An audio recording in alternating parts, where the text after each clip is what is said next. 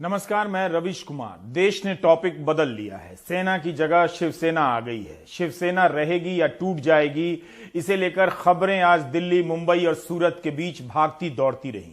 जो देश एक दिन पहले अग्निवीरों की गिनती में लगा था कि 4 साल बाद सेना में कितने रखे जाएंगे और कितने निकाल दिए जाएंगे, वह देश महाराष्ट्र में विधायकों को गिनने लग गया कि शिवसेना एनसीपी के कितने विधायक बीजेपी में चले जाएंगे या अलग पार्टी बना लेंगे। महाराष्ट्र में शिवसेना के विधायक आज सुबह नॉट रीचेबल हो गए, उनका फोन बंद हो गया। खबरें आने लगी कि शिवसेना के कई सारे विधायक सूरत में हैं। अपनी पार्टी से संपर्क तोड़कर भी विधायक 5 स्टार ही जाते हैं ताकि किसी और के लिए संपर्क करना मुश्किल ना हो। यहीं पर ठहरे हैं महाराष्ट्र के लोक निर्माण मंत्री और शिवसेना के विधायक एकनाथ शिंदे। इस तरह से देश में छाया सेना का टॉपिक पीछे जाता है, शिवसेना का टॉपिक आगे आता है। बात हो रही थी कि अग्निवीर से सेना कमजोर हो सकती है और टूटने लगी शिवसेना। गिनती होने लगी कि शिंदे के साथ कौन कौन है, कितने विधायक हैं। आज की कहानी के किरदार का नाम एकनाथ संभाजी शिंदे। हम भी सारा काम छोड़कर इनके बारे में जानने लग गए तो 19 जून की यह तस्वीर मिली। 2 दिन पहले एकनाथ शिंदे मुख्यमंत्री उद्धव ठाकरे और उनके बेटे आदित्य ठाकरे के साथ मंच पर बैठे शिवसेना की 56वीं सालगिरह मना रहे हैं। इस मौके पर ट्वीट कर शिव सैनिकों को मनपूर्वक बधाई दे रहे हैं। उससे पहले 16 जून को आदित्य ठाकरे के साथ अयोध्या जाते हैं और साथ साथ आरती करते हैं। इस दौरे को ऐतिहासिक बताते हैं। 13 जून को आदित्य ठाकरे का जन्मदिन मनाते हैं। क्या 13, 16 और 19 जून को उद्धव ठाकरे, आदित्य ठाकरे किसी को भनक नहीं लगी कि 21 जून को एकनाथ से संपर्क टूटने वाला है? उन्हें आंख दिखाने लगेंगे एकनाथ। 1 साल पहले 22 अगस्त को मोदी सरकार में मंत्री नारायण राणे का बयान छपा है कि एकनाथ शिंदे को शिवसेना में दिक्कत हो रही है, अगर आना चाहें तो बीजेपी में शामिल कराऊंगा। एकनाथ शिंदे उसका खंडन करते हैं और कहते हैं कि नारायण राणे महाराष्ट्र विकास आघाड़ी सरकार में भ्रम फैलाना चाहते हैं। मैं शिवसेना में काफी खुश हूं। आज नारायण राणे ने ट्वीट किया कि शाबाश एकनाथ जी, आपने सही समय पर सही फैसला लिया। 4 बार विधायक बनने से पहले एकनाथ ऑटो रिक्शा चलाते थे, अब तो उनके बेटे श्रीकांत शिंदे कल्याण से सांसद भी हैं। शिंदे की बगावत के पीछे कौन है, बगावत के पीछे कब से काम चल रहा है, इसकी आधिकारिक जानकारी अभी सामने नहीं आई है। मगर सूरत के ले मेरिडियन होटल में देखकर आप संतोष कर सकते हैं कि शिवसेना के बागी अच्छी जगह गए हैं। इसी अच्छी जगह से एकनाथ शिंदे ने विधायक दल के नेता पद से हटाने के बाद अपने ट्विटर हैंडल से शिवसेना का नाम हटा दिया और कहा कि हम ही असली शिवसेना हैं। उस वक्त एकनाथ शिंदे ट्वीट करते हैं और लिखते हैं कि हम बाला साहब के पक्के शिव सैनिक हैं। बाला साहब ने हमें हिंदुत्व सिखाया है। बाला साहब के विचारों और धर्मवीर आनंद दीघे साहब की शिक्षाओं के बारे में सत्ता के लिए हमने कभी धोखा नहीं दिया और ना कभी देंगे। इस ट्वीट के बाद ही लग गया कि वे जल्दी ही भारी भरकम नैतिक स्टैंड लेने वाले हैं, जिससे भारतीय राजनीति की सारी नैतिकताएं लजाकर बुलबुला हो जाएंगी। अगर यह धोखा नहीं तो फिर मित्रता क्या है, आप बहस कर सकते हैं। वैसे इसके बाद भी एकनाथ शिंदे ने शिवसेना को एक मौका दिया। पार्टी के विधायकों के साथ सूरत चले गए। क्या यह धोखा नहीं? क्या इस 5 स्टार में दोस्ती निभाने के लिए गए हैं? शाम के वक्त शिवसेना के मिलिंद नार्वेकर और रविंद्र फाटक सूरत के इस ले मेरिडियन होटल पहुंचते हैं। तब एकनाथ ने बातचीत के लिए उन्हें अंदर बुला लिया। अब गिनती होने लगी कि एकनाथ मानेंगे, शिवसेना में लौटेंगे या नहीं। 2 घंटे तक बातचीत हुई। बातचीत के बाद मिलिंद नार्वेकर ने कुछ नहीं कहा। सौरभ शुक्ला हमारे सहयोगी यहीं से रिपोर्ट कर रहे थे। गुजरात का सूरत इस वक्त महाराष्ट्र की राजनीति का अखाड़ा बन चुका है और केंद्र बना है यहाँ का ली मेरिडियन होटल, जो यहाँ से लगभग 50 मीटर की दूरी पर है, जिसे इस वक्त किले में तब्दील कर दिया गया है। अंदर हैं एकनाथ शिंदे, जो बागी विधायक हैं, बागी नेता, मंत्री कह लीजिए, सबसे कद्दावर नेता माने जाते थे शिवसेना के एकनाथ शिंदे। उनके साथ उनके समर्थक विधायक हैं जिनकी संख्या 20 से ज्यादा बनाई जा रही है और दिन भर यहाँ पर इनको एकनाथ शिंदे को मनाने का सिलसिला चलता रहा। सुबह खबर आई कि यहाँ 12 विधायक हैं और शाम होते होते ये खबर पुख्ता होने लगी कि यहाँ पर 20 से ज्यादा विधायक शिवसेना के पहुंच चुके हैं। यहाँ पर शिवसेना की तरफ से, उद्धव ठाकरे की तरफ से उनके 2 खास मिलिंद नार्वेकर और रविंद्र फाटक को यहां भेजा गया एकनाथ शिंदे को मनाने के लिए, और कहा गया कि लगभग 2 घंटे तक उनकी बैठक चली। हम यहीं पर मौजूद थे और उस बैठक के दौरान फाटक और नार्वेकर ने अपने फोन से एकनाथ शिंदे की बात उद्धव ठाकरे से कराई और रश्मि ठाकरे से कराई, लेकिन एकनाथ शिंदे ने साफ कर दिया कि वो शिवसेना वापस नहीं आ रहे हैं और शिवसेना या उद्धव ठाकरे विचार करे कि बीजेपी के साथ मिलकर सरकार बनाई जाए और सरकार चलाई जाए। अब अगला स्टेप क्या होगा एकनाथ शिंदे का? एकनाथ शिंदे, खबर ये भी है कि अमित शाह से मिलने जाएंगे कल या देर रात। अमित शाह और यहाँ पर देवेंद्र फडणवीस जो पूर्व मुख्यमंत्री हैं महाराष्ट्र के, वो दिल्ली में हैं। दोनों अमित शाह और देवेंद्र फडणवीस यहाँ आएंगे गुजरात, अहमदाबाद। यहाँ से एकनाथ शिंदे अपने विधायकों को लेकर के अमित शाह से मिलेंगे। ये सब चर्चा हो रही है, लेकिन बीजेपी भी इस समय शांत है, मॉनिटर कर रही है, क्योंकि साथ बीजेपी का है पूरा। यही वजह है कि पूरा गुजरात पुलिस की प्रोटेक्शन में एकनाथ शिंदे अंदर ली मेरिडियन होटल में है और यहाँ पर उनकी सुरक्षा में गुजरात पुलिस लगी हुई है। यही वजह है कि महाराष्ट्र से निकलकर वो बीजेपी शासित गुजरात में आए हैं। वहीं वहां पर शिवसेना की भी कोशिश है कि जो और विधायक साथ में हैं, एकनाथ शिंदे नहीं मान रहे तो विधायकों को साथ में मनाया जाए। 3 विधायक मुंबई के एक 5 स्टार होटल से उद्धव ठाकरे से के पास उनको ले जाया गया। तो काफी चर्चाएं हो रही हैं। एकनाथ शिंदे मजबूत नेता माने जाते हैं। सूरत के मेरिडियन होटल में इस वक्त दोपहर से ही बीजेपी के एक विधायक संजय कुटे, जो देवेंद्र फडणवीस के काफी करीबी बताए जाते हैं, वो अंदर मौजूद हैं और कहा जा रहा है कि वही एक संदेश वाहक के तौर पर एकनाथ शिंदे के संदेश बीजेपी की टॉप लीडरशिप को पहुंचा रहे हैं। जो बीजेपी की टॉप लीडरशिप से जो संदेश आ रहा है वो एकनाथ शिंदे को पहुंचा रहे हैं। तो कल का सूरज क्या नया लेकर के आएगा सूरत से महाराष्ट्र की राजनीति में, ये काफी देखना अहम होगा। एकनाथ शिंदे ने साफ कर दिया शिवसेना वापसी का सवाल नहीं, बीजेपी के साथ जाएंगे, लेकिन कितने विधायक लेके जाएंगे, क्या पूरी पार्टी तोड़ पाएंगे, क्या पार्टी का जो लगभग 70% विधायक या 60 से ज्यादा % विधायक अपने साथ ले जाएंगे, ये देखना होगा। शिवसेना भी कोशिश करे विधायकों को रोका जाए, एकनाथ शिंदे नहीं मानते हैं। वहीं बीजेपी चुपचाप एकनाथ शिंदे के साथ बैक चैनल से टॉक कर रही है। सामने तभी आएगी जब एकनाथ शिंदे के पास संख्या बल होगा। हम इस कहानी को इसी मोड़ पर छोड़ना चाहते हैं, आपको ले जाना चाहते हैं फ्लैशबैक में। सरकारें पहले भी गिरती रही हैं, गिराई जाती रही हैं, लेकिन 2014 के बाद से गिरी और गिराई गई सरकारों की कहानी पर सरसरी नजर डाल लीजिए। उन सभी घटनाओं में दल बदल की एक अज्ञात आत्मा इस दल से निकलकर उस दल में प्रवेश करती है और जिसकी भी सरकार गिरती है ज्यादातर मामलों में बनती बीजेपी की ही है। 21 मार्च 2020 की यह तस्वीर है। तब दल बदल की आत्मा ज्योतिरादित्य सिंधिया में प्रवेश कर गई। कांग्रेस नेता अपने साथ 21 विधायकों को लेकर निकल गए और अचानक बीजेपी के नेताओं के साथ प्रकट हो गए। कमलनाथ भूतपूर्व मुख्यमंत्री हो गए और ज्योतिरादित्य सिंधिया बीजेपी में शामिल होकर केंद्रीय मंत्री। इसी तरह 2016 में उत्तराखंड में हरक सिंह रावत समेत 10 तत्कालीन कांग्रेस नेताओं में दल बदल की आत्मा प्रवेश कर गई। कांग्रेस की हरीश रावत की सरकार गिर गई। उत्तराखंड में राष्ट्रपति शासन लगा, लेकिन उत्तराखंड हाईकोर्ट ने राष्ट्रपति शासन को अवैध करार दिया। इसी तरह से 26 जनवरी 2015 की पूर्व संध्या पर अरुणाचल प्रदेश में राष्ट्रपति शासन लगा दिया गया। बाद में सुप्रीम कोर्ट ने राष्ट्रपति शासन लगाए जाने के फैसले को गलत माना। 2 बार मोदी सरकार की सलाह पर राष्ट्रपति ने गलत तरीके से राष्ट्रपति शासन लगाया। उसी तरह तृणमूल कांग्रेस को मजबूत करने वाले मुकुल रॉय पर बीजेपी भ्रष्टाचार के आरोप लगाती रही, उन्हें बीजेपी में ले आई। अब फिर से वे तृणमूल में चले गए। 2019 में दल बदल की आत्मा कर्नाटक के कांग्रेस जेडीएस के 16 विधायकों में प्रवेश करती है और बीजेपी की सरकार बन जाती है। आप भूल गए होंगे आम आदमी पार्टी की 2015 में सरकार बनी, उसके 20 से अधिक विधायकों पर लाभ के पद का लंबा मामला चला। हर दिन चैनलों पर ग्राफिक्स चलते थे कि इनकी सदस्यता रद्द होगी और सरकार गिरेगी। आम आदमी पार्टी यह तूफान झेल गई। हिंदुत्व की राजनीति में वर्चस्व की लड़ाई चल रही है। शिवसेना ने बीजेपी के हिंदुत्व को चुनौती दी है। इस लड़ाई की बुनियाद 2014 के महाराष्ट्र विधानसभा चुनाव के समय पड़ गई।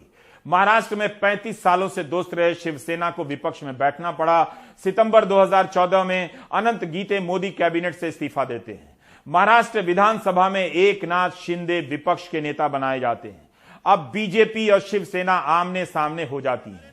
2019 के लोकसभा चुनाव में शिवसेना और बीजेपी साथ लड़ते हैं। शिवसेना को आश्वासन मिलता है कि राज्य की सरकार में बराबर की हिस्सेदारी मिलेगी। शिवसेना की तरफ से अरविंद सावंत मोदी सरकार में मंत्री बनते हैं। महाराष्ट्र में विधानसभा का चुनाव होता है। शिवसेना अच्छा प्रदर्शन करती है, लेकिन बीजेपी से उसका सपना पूरा नहीं होता। नवंबर 2019 में अरविंद सावंत मोदी सरकार से इस्तीफा देते हैं। शिवसेना एनसीपी और कांग्रेस की मदद से सरकार बनाती है। इससे पहले भी कई बार महाराष्ट्र की सरकार गिरते गिरते बची है। इसका श्रेय कभी शरद पवार को गया, कभी उद्धव ठाकरे को। क्या इस बार उद्धव ठाकरे अपनी सरकार, अपनी पार्टी को बिखरने से बचा सकते हैं? क्या शरद पवार उद्धव ठाकरे की मदद करेंगे?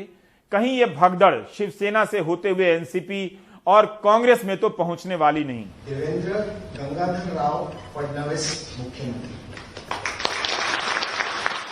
महाराष्ट्र की राजनीति की यह क्लासिक तस्वीर है। उस समय उद्धव ठाकरे सरकार बनाने की तैयारी में थे।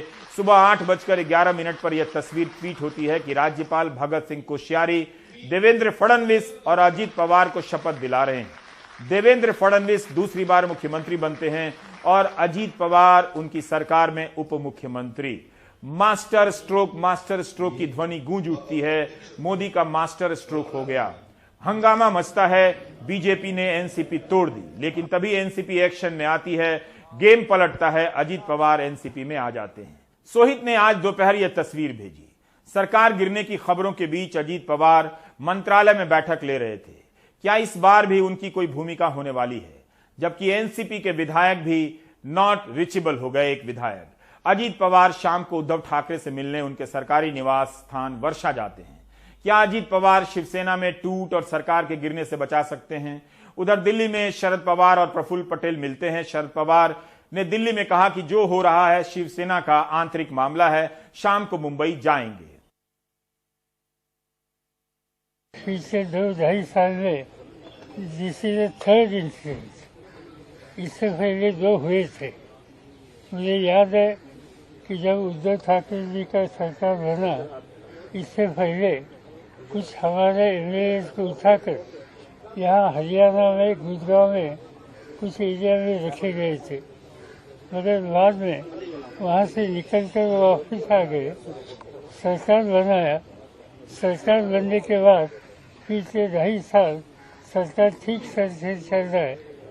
कल वहाँ इलेक्शन था और जहाँ तक एनसीपी है कि एनसीपी के 2 कैंडिडेट थे और दोनों कैंडिडेट को 2 वोटों का कोटा हम लोगों ने दिया था, वो पूरी तरह से मिला। एनसीपी का एक भी वोट इधर से उधर नहीं गया। बिल्कुल डिसिप्लिनली हमारे एमएलए ने वोटिंग वहाँ किया और इससे वो जो कुछ कल का इंसिडेंट था, इसमें हम किसी में हम नाराज नहीं है। एक बात सच है कि हमारे फ्रंट का एक कैंडिडेट वो जीत नहीं सका। वहाँ कुछ वोटों की कमियाँ वहाँ आ गई।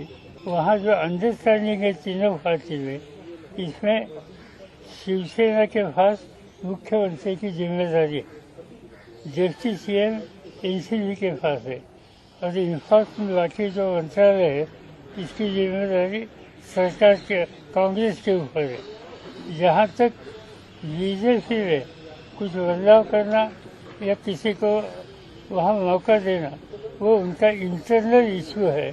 जो शिवसेना की लीडरशिप इस पर जो कुछ तय करेंगे इसके साथ हम रहेंगे, मगर मुझे पूरा विश्वास है कि उद्धव ठाकरे के नेतृत्व पर वहाँ जो गवर्नमेंट चलाई है इसमें कोई बदलाव करने की आवश्यकता हमें व्यक्ति नहीं। शरद पवार का बयान आता है कि शिवसेना, कांग्रेस और एनसीपी साथ हैं। यह एक रूटीन सा बयान था या सरकार के बचने की उम्मीद जा चुकी थी, साथ रहने की ही बच गई थी? शिवसेना के टूटते ही महाराष्ट्र की सरकार का भी गिरना तय है, जिसमें एनसीपी पार्टनर है। बीजेपी उत्साहित है। राज्यसभा के बाद विधान परिषद के चुनाव में अपने ज्यादा उम्मीदवार जिता लेने वाली बीजेपी को लग रहा है कि अच्छे दिन आने वाले हैं। दिल्ली में बीजेपी के नेताओं के मिलने की खबरें आने लगती हैं, लेकिन कोई बड़ा नेता कैमरे के सामने आकर बयान नहीं देता है। महाराष्ट्र बीजेपी के अध्यक्ष चंद्रकांत पाटिल का उस वक्त बयान आता है कि बीजेपी का कोई रोल नहीं। मैंने कहा था कि 10 तारीख का गुलाल मैंने बचा के रखा है, वो बम उसको 20 को यूज करेंगे। शिंदे जैसा कद्दावर नेता शिवसेना का जाके गुजरात में जाके बैठ जाते हैं एक होटल में, तो स्वाभाविक तौर पर कहीं न कहीं पूरी तैयारी है, प्लानिंग है। पूछना पड़ेगा। मैं भी ट्राई कर रहा हूँ उनको पूछने के लिए, भाई क्या बात है, तो आपको पता चले तो मुझे बता देना। अजीत पवार के साथ जब हुआ था तब यहीं पर रह गए थे, इसलिए होटलों में चूंकि शिवसेना की यूनियन थी तो वो मामला जो है कि फेल हो गया था, फ्लॉप हो गया, तो इस बार गुजरात चुना गया। मुझे समझो कि ये ऑपरेशन कोई हमारा ऑपरेशन नहीं है, जिनका है उनको ये सारे प्रश्न आपने पूछने पड़ेंगे। अगर बीजेपी का रोल नहीं है तो क्या ईडी या अन्य जांच एजेंसियों का है? संजय राउत ने आरोप लगाया कि शिवसेना के विधायक अनिल परब को ईडी ने पूछताछ के लिए बुलाया है, जबकि ईडी अनिल परब से पहले भी पूछताछ कर चुकी थी। उधर बीजेपी के विधायक प्रवीण दारेकर देवेंद्र फडणवीस के पक्ष में बयान देने लगे, सरकार बनाने की तरफ इशारा करने लगते हैं। महाराष्ट्र अलग है तो महाराष्ट्र क्या उनकी जायदाद है क्या? हम कहां से आए? पाकिस्तान से आए हैं। महाराष्ट्र में सबसे बड़ी पार्टी भारतीय जनता पार्टी है, लोकप्रिय लीडर देवेंद्र फडणवीस है। तो महाराष्ट्र किसी के बाप की जागीरदारी नहीं है, हम भी महाराष्ट्र के, हमारा महाराष्ट्र है।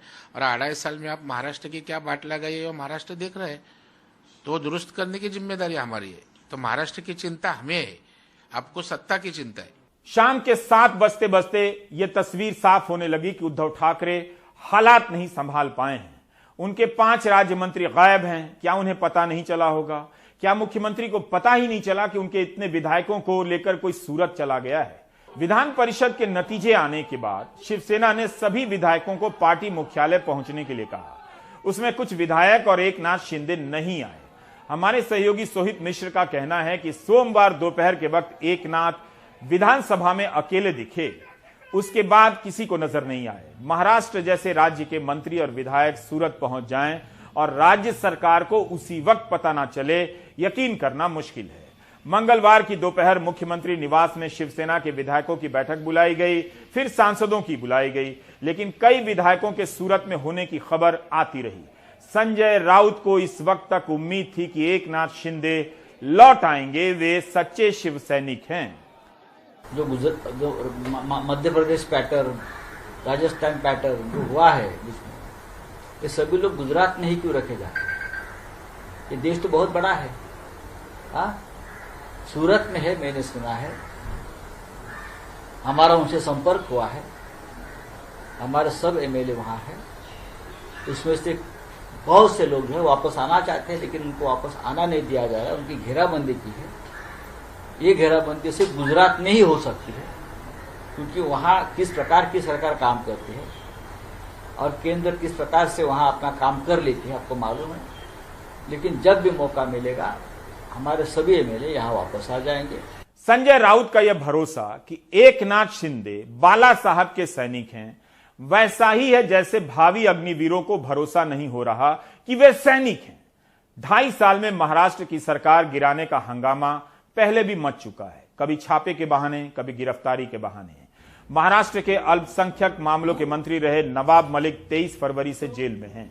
नवाब मलिक एनसीपी से विधायक हैं। शाहरुख खान के बेटे आर्यन खान के मामले में नवाब मलिक ने केंद्रीय एजेंसियों को खूब घेरा था। आर्यन खान के खिलाफ कोई सबूत भी नहीं मिला, लेकिन नवाब मलिक अंतर्राष्ट्रीय आतंकवादी दाऊद इब्राहिम से जुड़े मामले में जेल चले गए। एनसीपी के कोटे से गृहमंत्री अनिल देशमुख भी कई महीनों से जेल में हैं। उन पर भी 100 करोड़ की वसूली का आरोप है। इन 2 मामलों के वक्त भी महाराष्ट्र की सरकार नहीं गिरी, जबकि बताई जा रही थी कि गिर जाएगी। दिन दोपहर से शाम की तरफ बढ़ने लगा, समझ में आने लगा कि सरकार गिर रही है, मगर आज ही गिरेगी और अभी ही गिर जाएगी पक्का नहीं हो रहा था। बचाने की कोशिशें शुरू हो गई थी, लेकिन बच जाएगी यह भी पक्का नहीं हो रहा था। सोहित मिश्रा मुख्यमंत्री निवास वर्षा के बाहर मौजूद रहे, वहीं से रिपोर्टिंग करते रहे। दोपहर के 2 बज गए हैं, लेकिन महाराष्ट्र सरकार के भविष्य को लेकर अभी कुछ नहीं कहा जा सकता है। 2 बजे भी बैठकों का सिलसिला जारी है। मेरे पीछे जो आप देख रहे हैं ये वर्षा बंगला है, यही आधिकारिक बंगला है, औपचारिक बंगला है मुख्यमंत्री का, और यहाँ पर शिवसेना के कई विधायक पहुंचे हुए हैं। इस बीच दिन भर लगातार बैठकों का सिलसिला जारी रहा। शिवसेना की ओर से भी बैठक की गई। एकनाथ शिंदे को विधायक दल के नेता के पद से हटाया गया। कई सारी तैयारियां शिवसेना की ओर से की जा रही हैं। उन्हें पार्टी से नहीं बल्कि शिवसेना के जो विधायक दल के नेता के पद से हटाया गया है। वो इसलिए किया गया ताकि जब अगर सोचिए वोटिंग भी होती है तो जो विधायक दल का नेता होता है वो एक व्हिप जारी करता है कि वोट किसे देना है। वो एकनाथ शिंदे ना कर सके, इसलिए ये किया गया। इस बार एकनाथ शिंदे का महाराष्ट्र के बाहर सूरत जाने का मतलब ही यही है कि वो किसी भी प्रकार के रिस्क लेने से बचते दिख रहे हैं। वो महाराष्ट्र के किसी होटल में भी रुक सकते थे, मुंबई के किसी होटल में भी रुक सकते थे। आज तो शिवसेना के 3 विधायक मुंबई के एक होटल में रुके हुए थे, उन्हें वहां से पकड़कर आज वर्षा बंगले में लाया गया, क्योंकि महाराष्ट्र में अगर आप रुकेंगे तो शिवसेना की इतनी ताकत है कि आपको वहां से उठाकर आपको बंगले में लाया जा सकता है। अब जब ये बैठक खत्म होगी जो अभी चल रही है मौजूदा महाविकास आघाड़ी सरकार की बैठक, तब एक बैठक बुलाई गई है जहां पर शिवसेना के सांसद मौजूद होंगे। इसके बाद एनसीपी प्रमुख शरद पवार की उम्मीद लगाया जा रहा है कि वो करीबन 8 साढ़े 8 बजे के करीब वो उद्धव ठाकरे से मिलने पहुंचेंगे। तो बैठकों का सिलसिला लगातार जारी है, लेकिन कहीं ना कहीं परेशानियां खत्म होती हुई नजर नहीं आ रही हैं। लेकिन जिस तरह के हालात हैं अभी, उसे देखते हुए ये नहीं लगता कि अभी फिलहाल कुछ कहा जा सकता है कि महाराष्ट्र का भविष्य क्या है, महाविकास आघाड़ी का भविष्य क्या है और साथ ही साथ एकनाथ शिंदे का क्या भविष्य है। फिलहाल शिवसेना के 2 ऐसे नेता सूरत भी पहुंचे थे। एक है मिलिंद नार्वेकर और साथ ही साथ रविंद्र फाटक। मिलिंद नार्वेकर एक उद्धव ठाकरे के पीए हैं और साथ ही रविंद्र फाटक एकनाथ शिंदे के काफी करीबी माने जाते हैं। दोनों ने उनसे बातचीत कर उनको अपनी तरफ लाने की कोशिश की। हालांकि उन्होंने वहां पर मिलिंद नार्वेकर ने मुख्यमंत्री उद्धव ठाकरे से भी बात करवाई, लेकिन उसके बावजूद कोई ठोस हल नहीं निकल पाया है। अब आपको इसमें यह भी समझना है कि एकनाथ शिंदे ने ट्वीट किया था। एकनाथ शिंदे ने ट्वीट कर लिखा था कि वो बाला साहेब ठाकरे के पार्टी से आते हैं और वो उनके कट्टर समर्थक हैं। साथ ही साथ वो आनंद दीगे जो थाने के एक बड़े शिवसेना के नेता थे, उनकी मृत्यु हो गई है, वो उनके फॉलोअर हैं और उनके लिए सत्ता का कोई महत्व नहीं है, ये उनकी ओर से कहा गया। एकनाथ शिंदे नाराज क्यों हैं? एकनाथ शिंदे पिछले 2.5 साल से नाराज चल रहे हैं। दरअसल अगर ठाकरे परिवार को आप छोड़ दें तो शिवसेना में वो सबसे बड़े नेता हैं, लेकिन इसके बावजूद उनको कहना है कि उनको साइडलाइन करने की कोशिश की गई, उनकी ताकत जो थी या उनके जो पावर्स थे उसको कम करने की कोशिश की गई और उनके सामने दूसरे लोगों को बड़ा करने की कोशिश की गई।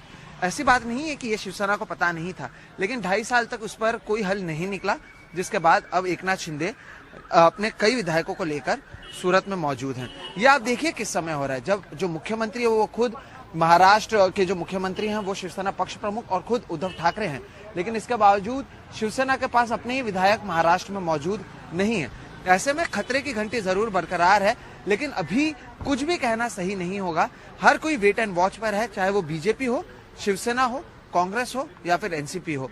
तो 2019 में जिस तरह से हमने देखा था, अजित पवार जब चले गए थे 3 दिन की सरकार बनी थी, लेकिन बाद में महाविकास आघाड़ी सरकार बन गई थी, लेकिन 2022 में क्या कुछ होता है इस पर नजर बनी रहेगी।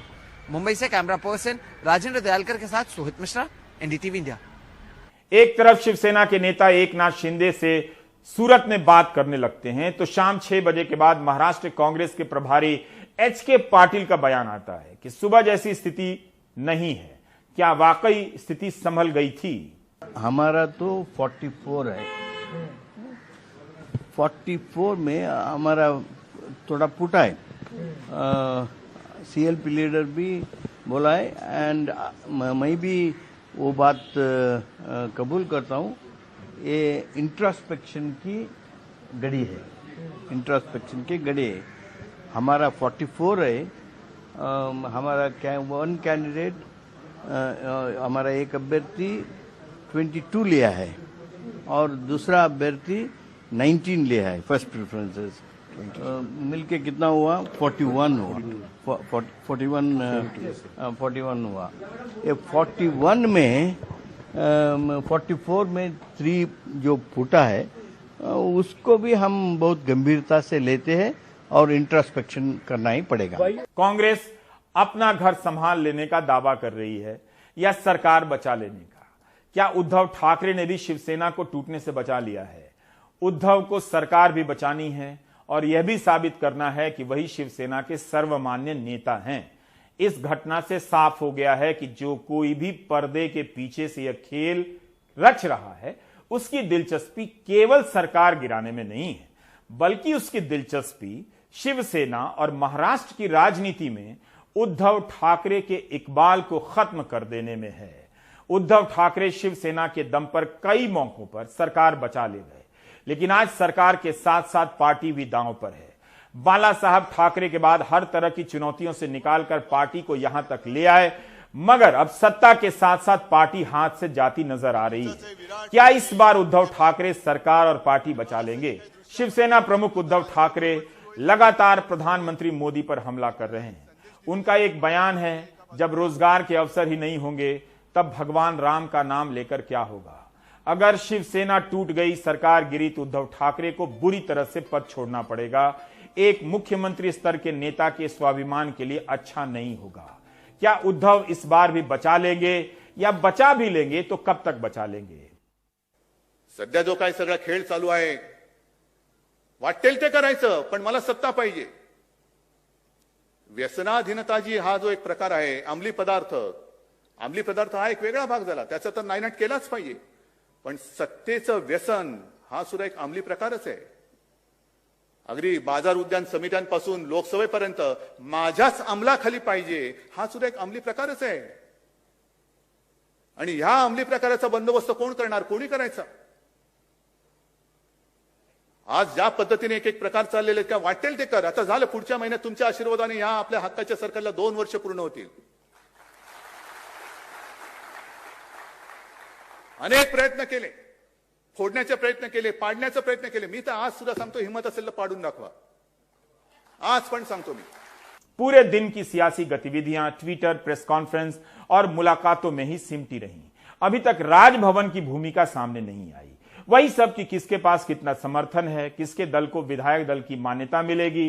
गोदी मीडिया के लिए इस कहानी का कोई खलनायक नहीं है, एक ही नायक है जो उद्धव की सरकार गिरने के बाद सामने आएगा। तब तक सारी चीजें अपने आप हो रही हैं। जैसे अपने आप इतने सारे विधायक सूरत पहुंच गए हैं, अपने आप चैनलों पर जानकार समझाने लगे हैं कि कुछ विधायकों के इस्तीफा देते ही सदन की क्षमता घट जाएगी, बाद में उन्हें राज्यपाल मनोनीत कर देंगे। इस तरह से जिस पार्टी की सरकार बन जाएगी उसका नाम बीजेपी होगा। यहां हम दल बदल कानून के प्रावधानों पर कुछ समय बर्बाद कर सकते थे, लेकिन भारत की राजनीति में यह कानून ना तो दल बदल करने वालों को कानूनी रूप से डराता है, ना ही नैतिक रूप से शर्मिंदा करता है। इस कानून के रहते हुए भी दल बदल के रास्ते निकाल लिए गए हैं। 3 बजते बजते बीजेपी के प्रदेश अध्यक्ष चंद्रकांत पाटिल इंतजार करने की बात करने लग जाते। ऐसा है कि अविश्वास प्रस्ताव लाने की जो स्थिति है वो अधिवेशन में होती है, और अविश्वास प्रस्ताव लाने के लिए स्पेशल अधिवेशन बुलाओ, ऐसी स्थिति आज निर्माण हुई है ऐसा मैं नहीं मानता। अधिवेशन 18 जुलाई से है, देखते क्या होता है। इस बयान का क्या मतलब है कि बीजेपी प्रस्ताव नहीं देगी, सरकार बनाने के खेल से दूर रहेगी। देर शाम तक संजय राउत के बयान से लगने लगा कि बाजी हाथ से निकलती जा रही है। हमारे लोग वहां गए थे तो एकनाथ शिंदे जी से बातचीत हो गई। एकनाथ शिंदे हमारे बहुत पुराने साथी है, एक अच्छा रिश्ता हमेशा हमारे दोनों का रहा है। उनकी कुछ बातें हैं, जो बातें मिलिंद नार्वेकर और रवि फाटक आकर उद्धव जी से बात करेंगे। मुंबई और महाराष्ट्र में शिवसेना ताकतवर पार्टी के रूप में गिनी जाती है, उसे तोड़ देना कोई सामान्य घटना नहीं। उद्धव ठाकरे के लिए इससे बड़ी हार क्या हो सकती है कि उनके पिता की बनाई पार्टी किसी और के पास चली गई। पहले भी शिवसेना से नेता दूसरे दलों में गए हैं। राज ठाकरे ने महाराष्ट्र नवनिर्माण सेना बनाई, लेकिन एकनाथ शिंदे ने जो किया वो काफी अलग है। पूजा भारद्वाज खबर देने लगी कि शिवसेना शाम से ही पूरे राज्य में बीजेपी के खिलाफ आंदोलन करने की योजना बना रही है। एकनाथ शिंदे को गद्दार कह रहे हैं क्योंकि उन्होंने शिवसेना के साथ बहुत बड़ी गद्दारी की है। इतने कद्दावर नेता हैं, इतने सालों से पार्टी को संभाला है, संकट से बचाया है, फिर ऐसा क्यों? तो आप गद्दार क्यों कह रही हैं? ऐसा माहौल गद्दारी है, गद्दारी है ना, ये गद्दारी है ना, हुए हैं। ऐसा क्यों करना पड़ा होगा उनको? आप लोग जमीन पे काम करते हैं। कुछ भी हो जाए लेकिन शिवसेना छोड़ना ये बात ही नहीं होगी। कुछ भी हो जाए पक्ष का कुछ होएगा, कुछ मालूम उनका कुछ रहेगा, फिर भी शिवसेना छोड़ना माननीय मुख्यमंत्री जी के पीठ में ये करना, ये गद्दारी है। हमारे लिए तो गद्दारी है, हम शिवसैनिक है और शिवसेना के लिए गद्दारी है। शिंदे के बारे में कहा जा रहा है कि वो चाहते हैं बीजेपी के साथ गठबंधन हो जाए। शिवसैनिक क्या चाहते हैं? हमारे बड़े नेता इसका जवाब देंगे। आप लोग क्यों इकट्ठा है यहाँ पे? साथ हम लोग उद्धव साहब के साथ कहने के लिए हम लोग यहाँ है, और पूरी महाराष्ट्र की जनता है वो उद्धव साहब के साथ है। महाराष्ट्र की जनता का कहना है कि मुख्यमंत्री माननीय उद्धव जी साथ ही रहना चाहिए। इतनी बड़ी संख्या में अगर सहयोगी उनके साथ गए हैं तो शिवसैनिक अभी अपना अस्तित्व शिवसेना का कहाँ देखते हुए नजर आ रहे हैं जमीन पर? शिवसेना तो जहाँ है वही रहेगा। शिवसेना को कुछ हिला नहीं दे सकता है। कोई किधर भी जाए, वो गए हुए लेके जाया गया है, लेके जाया गया है, जबरदस्ती है, वो गए हुए नहीं है। तो आज भाजपा षड्यंत्र है। भाजपा अनेक तरीकों से महाराष्ट्र की और मुंबई की सत्ता हाथ में लेने की ये कोशिश कर रहे हैं। अनेक कोशिशों में आप सफल रहे, फिर भी वो हाथ पैर मारने की और कोशिश कर रहे हैं। एक दूसरे से मिलने की खबरें बहुत हैं, बताने के लिए समय कम। क्या इन नेताओं के पास अब मिलना ही बच गया है, या बचाने के लिए सरकार भी बची हुई है, या वह जा चुकी है? देश का टॉपिक बदल गया है। महाराष्ट्र की सरकार बच गई है या गिर गई है? जो गिरा रहे हैं उन्हें ही पता है, जो बचा रहे हैं उन्हें बाद में पता चलेगा। ब्रेक ले लीजिए।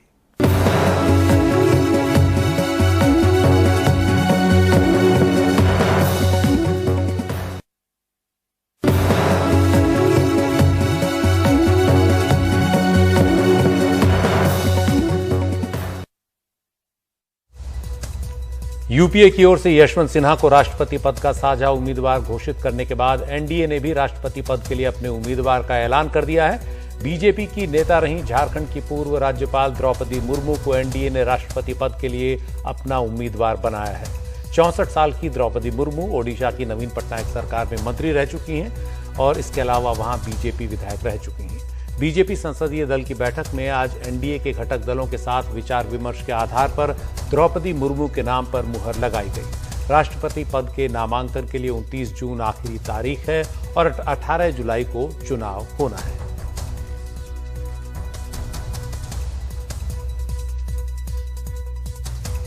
द्रौपदी मुर्मू के नाम का ऐलान आज बीजेपी संसदीय दल की बैठक के बाद बीजेपी के अध्यक्ष जेपी नड्डा ने किया।